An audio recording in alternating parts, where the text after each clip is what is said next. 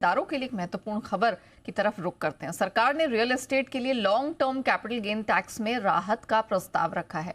सरकार finance bill के संशोधन पर यह प्रस्ताव रखा है। खबर की पूरी डिटेल्स लेकर मेरे सहयोगी तरुण शर्मा हमारे साथ जुड़ चुके हैं। तरुण, मॉर्निंग। जरा बताइए क्या डिटेल्स है आपके पास, किस तरह का फायदा मिलता दिख रहा है?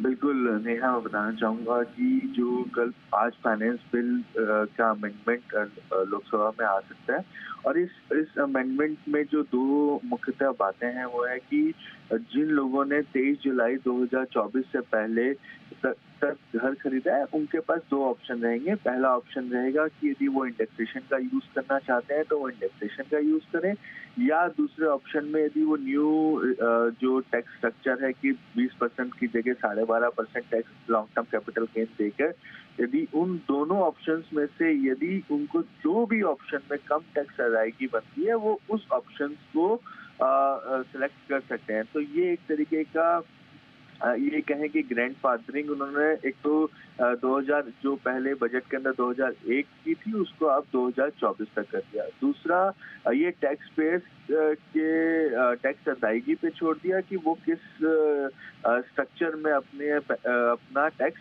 देना चाहता है।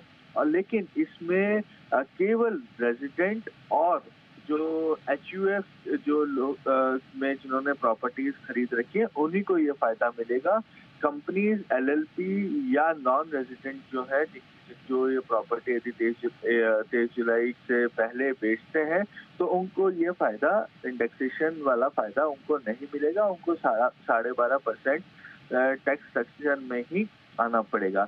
और दूसरी बड़ी बात है कि ये जो फायदा है ये 23 जुलाई तक जिन्होंने प्रॉपर्टीज खरीदी है उनके लिए है। उसके बाद ये फायदा नहीं होगा। आपको यदि इंडेक्सेशन का जो फायदा है वो सिर्फ 23 जुलाई तक यदि आपकी प्रॉपर्टी खरीदी गई है तभी मिल पाएगा। उसके बाद आपको 12.5% के हिसाब से ही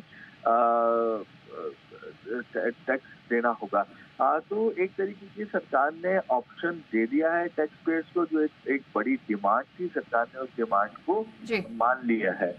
इसके साथ साथ 45 अलग अमेंडमेंट्स हैं जो उम्मीद की जा रही है कि आज टेबल हो जाएंगे और उसके बाद जो फाइनेंस बिल है वो पास हो जाएगा।